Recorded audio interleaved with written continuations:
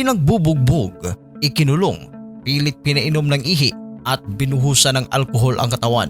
Iyan umano ang ginawa ng magkaibigang aktres na sina Michelle D at Rian Ramos kasama ang kanilang bodyguards kay Bonifacio Baro, ang driver at personal assistant ni Rian. Dahil sa matinding trauma, nagtungo ang 40 anyos sa si Bonifacio sa tanggapan ng National Bureau of Investigation o NBI noong Enero 28, 2026 para isumiti ang reklamo niyang torture at illegal detention laban kina Michelle at Rian. Kasama ni Baro na nagtungo sa NBI si Boy Evangelista, ang presidente ng Volunteers Against Crimes and Corrupt o VACC.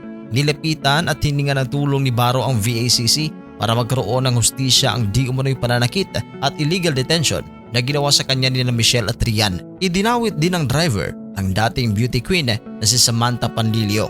Sa isang panayam kay Baro, itinanggi nito ang akusasyong ninakaw niya ang mga private picture ng aktres na naging sanhi ng pambubugbog sa kanya. Hindi tinukoy ni Baro noon kung si Rian o Michelle ba ang tinukoy niyang aktres, pero sa sinumiting qualified theft complaint ni Michelle sa Makati City Prosecutor's Office, lumalabas na sa kwarto ng Miss Universe Philippines 2023 kinuha ang mga pribadong larawan. Dinala raw si Baro sa Makati City Police at dito siya sinampahan ni Michelle ng reklamong qualified theft, pero ibinasura ito ng Makati City Prosecutor's Office makalipas lamang ang 3 araw, kaya nagkalaya si Baro noong Enero 22. Ikwenento pa nito, nakakauwi lamang nila ni Rian mula sa taping bandang alas 3 ng madaling araw noong Enero 17 nang kuyugin at bugbugin umano siya ng aktres at ng kanyang 2 bodyguards sa loob ng condo unit ni Rian na nasa ika-39th floor ng isang condominium building sa Makati City. Nang sumunod na araw, Enero 18, ay nagdesisyon raw si Baro na tapusin ang kanyang sariling buhay sa pamamagitan ng pagtalon sa bintana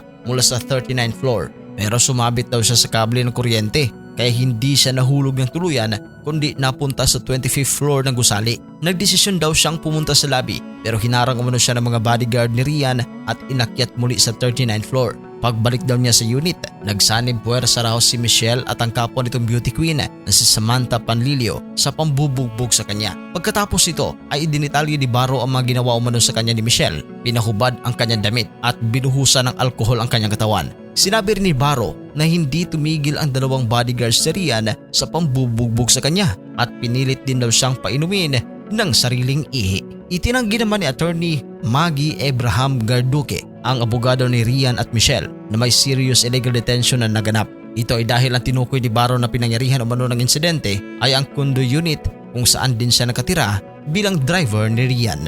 Anong reaksyon ninyo dito sa mga akusasyong pangbubugbog ng aktres na si Michelle D at Rian Ramos at pagdawit kay Samantha Panlilio ukol dito sa ordinaryong tao na driver at PA?